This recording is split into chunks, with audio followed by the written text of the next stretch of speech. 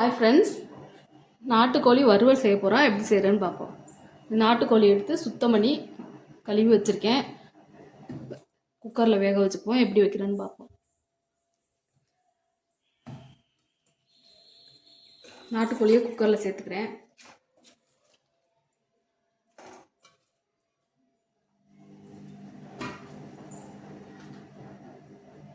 மஞ்சள் பொடி ஒரு சின்ன ஸ்பூனில் ஒரு ஸ்பூன் போட்டுக்கிறேன். இஞ்சி பூண்டு பேஸ்ட்டு அரை ஸ்பூன் போட்டுக்கிறேன்.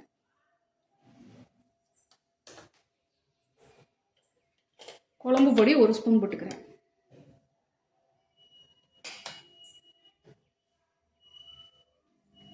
தனி மிளகா பொடி ஒரு ஸ்பூன் போட்டுக்கிறேன். இதில் நல்லெண்ணெய் சேர்த்துக்கிறேன். கொஞ்சமாக ஒரு 2 ஸ்பூன் அளவு சேர்த்துக்குவோம்.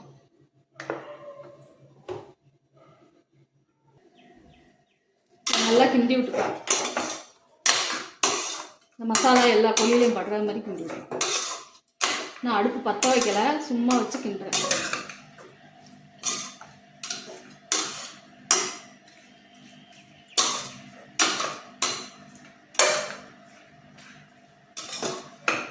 மிளகா அப்படி காரம் வந்து உங்களுக்கு தேவையான அளவு போட்டுக்குங்க. நான் எனக்கு தேவையான அளவு போட்டிருக்கேன். கூட குறைய பார்த்து போட்டுக்குங்க. தண்ணி இந்த அளவு சேர்த்துருக்கேன். உப்பு தேவையான அளவு சேர்த்துக்குவோம். கிண்டி விட்டுக்குவோம். தண்ணி வந்து கோழியை விட கொஞ்சம் மேலே இருந்தால் போதும்.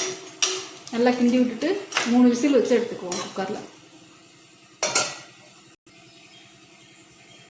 3 விசில் வச்சு எடுத்துக்கிட்டேன். நல்லா வெந்துருச்சு. இப்போ இதை எடுத்து வச்சுட்டு மசாலா வறுத்து அரைச்சிக்குவோம். இந்த நாட்டுக்கோழிக்கு வந்து இந்த மசாலா தான் டேஸ்ட்டு.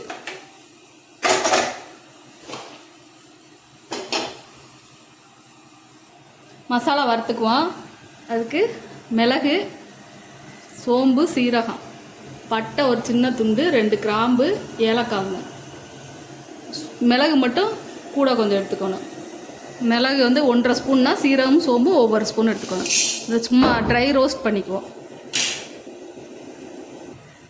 வாசம் வர வரைக்கும் வறுத்துக்குவோம். கொஞ்சம் நேரம் கறியிடக்கூடாது. லேசாக வாசம் வரும்போது கலர் லேசாக மாறி வரும். அப்போ எடுத்து ஆற வச்சுக்கணும். லோ ஃப்ளேம்லேயே வச்சுக்கணும். வறுத்துட்டேன். இதை எடுத்து ஆற வச்சு மிக்ஸி ஜாரில் அரைச்சிக்குவோம். பொடியாக அரைச்சி எடுத்துக்கிட்டேன். இந்த மாதிரி ஃப்ரெஷ்ஷாக வறுத்து அரைக்கும் போது கறி வறுவல் டேஸ்ட்டாக இருக்கும். தாளிச்சுக்குவோம். சட்டி சூடாயிடுச்சு. நல்லெண்ணெய் சேர்த்துக்கிறேன் தாளிக்க. இப்போது நாட்டுக்கோழிக்கு வந்து நல்லெண்ணெய் தான் டேஸ்ட்டாக இருக்கும். அதனால் நல்லெண்ணெயே சேர்த்துக்குவோம். எண்ணெய் சூடாகட்டும். எண்ணெய் சூடாயிடுச்சு. சின்ன வெங்காயம் முழுசாக நறுக்கி வச்சுருக்கேன். ஒரு 20 சின்ன வெங்காயம் அதை சேர்த்துக்கிறேன். காஞ்ச மிளகா 5 பிச்சு வச்சுருக்கேன். அதையும் சேர்த்துக்கிறேன். இந்த ஃப்ளேவர் நல்லா இருக்கும். அதனால்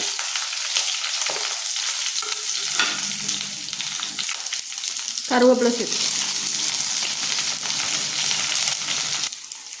வெங்காயம் நல்லா வதங்கிட்டு கோழியை நல்லா ஊற்றிக்குவோம்.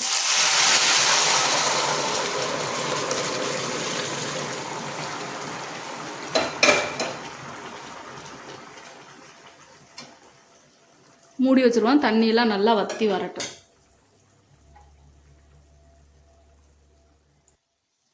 நல்லா தண்ணியெலாம் வற்றிடுச்சு. அரைச்ச மசாலாவை அதில் போட்டுக்குவோம். இதை 1 நிமிஷம் அப்படியே கிண்டி விட்டுக்குவோம்.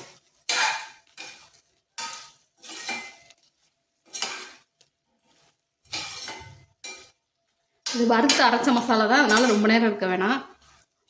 1 நிமிஷம் 2 நிமிஷம் வச்சா போதும். இந்த ஃப்ளேவரே சூப்பராக இருக்குது.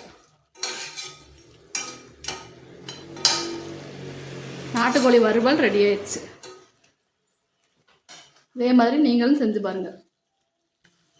செட்டிநாடு ஸ்டைலில் நாட்டுக்கோழி வறுவல் ரெடி ஆயிடுச்சு. இந்த வீடியோ பிடிச்சா லைக் பண்ணுங்கள், ஷேர் பண்ணுங்கள், சப்ஸ்கிரைப் பண்ணுங்கள்.